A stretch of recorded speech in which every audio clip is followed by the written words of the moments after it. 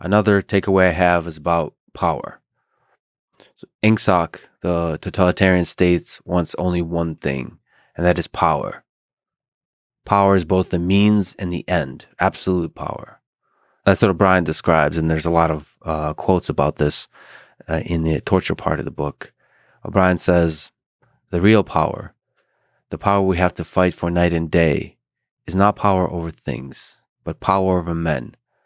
Power is inflicting pain and humiliation. Power is in tearing human minds to pieces and putting them together again in new shapes of your own choosing. Power is not a means, it is an end. One does not establish a dictatorship in order to safeguard a revolution. One makes the revolution in order to establish a dictatorship. The object of persecution is persecution. The object of torture is torture. The object of power is power. This, of course, is another aspect of human nature. The will to power and the tendency of that power to corrupt.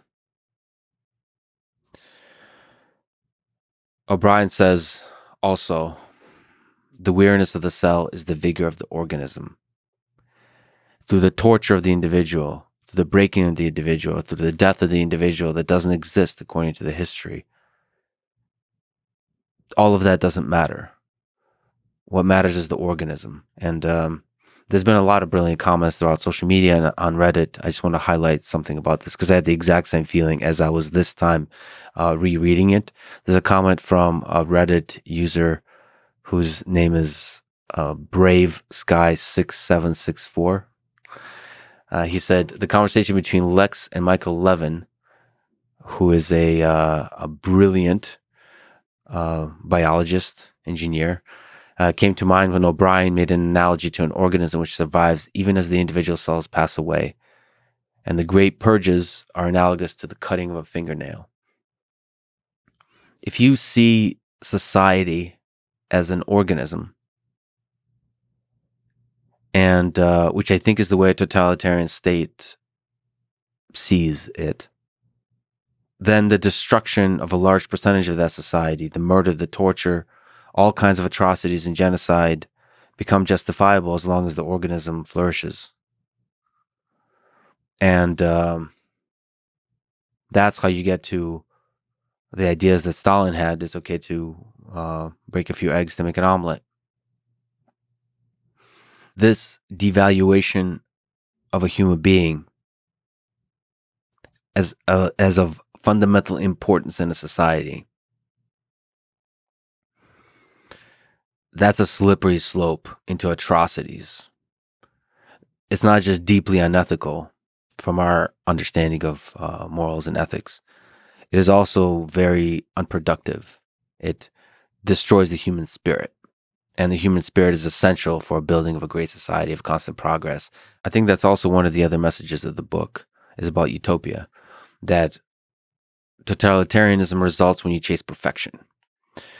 When you present this idea of utopia.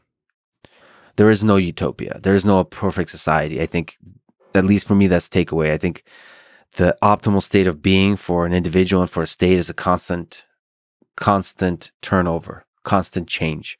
In the case of a state, it's a constant turnover of leaders, of ideas, and always, hopefully, in the long term, making progress towards a better world. But it's always going to be messy. Perfection only exists in a oppressive state. Perfection only exists when you remove the basic humanity of the individuals that make up that state, when you destroy the human spirit, or when you suppress and you destroy all the freedoms. Because freedom is going to be messy, it's going to be very chaotic. But that freedom ultimately is, at least in the long arc of history, is going to create progress.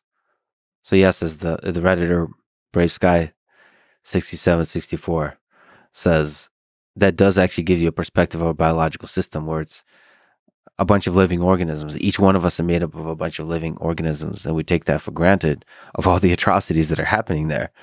And we don't seem to give a damn. I think that's a really good metaphor for us to help.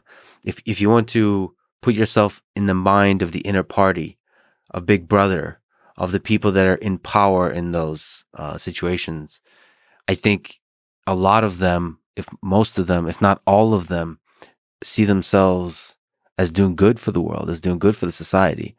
And they're able to justify that the way we justify the murder of the different cells in our body. You don't even think of them as worthy of consideration.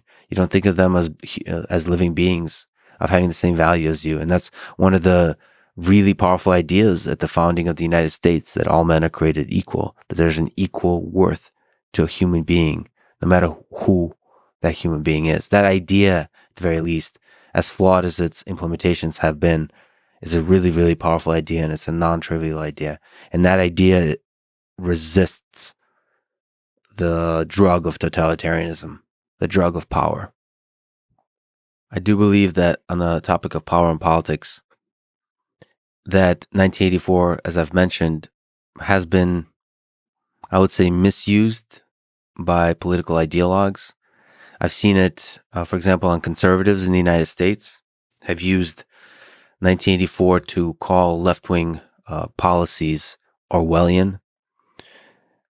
I think that's an overstatement, of course, used for dramatic effect, but it should be at least said that Orwell was a democratic socialist. 1984 is not a criticism of socialism. It's a criticism of totalitarianism. And I think the point is a warning against totalitarianism in all forms, that all political ideologies can succumb to the allure of power and be corrupted by it.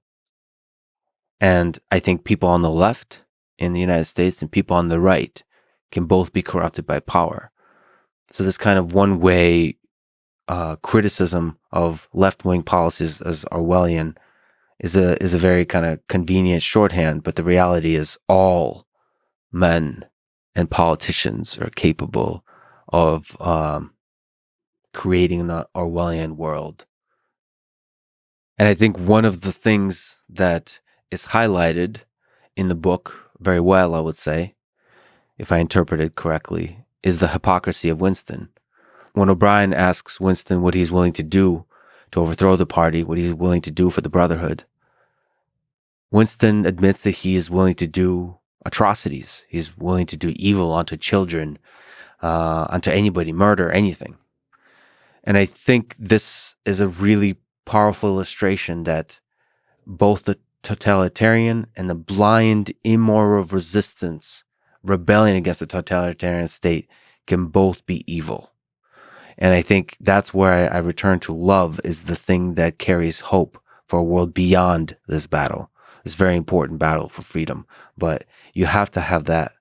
Otherwise, it's the Orwellian state and the resistance to Orwellian state can both destroy basic human rights and freedoms. And I think sort of in the character of Winston, that's illustrated well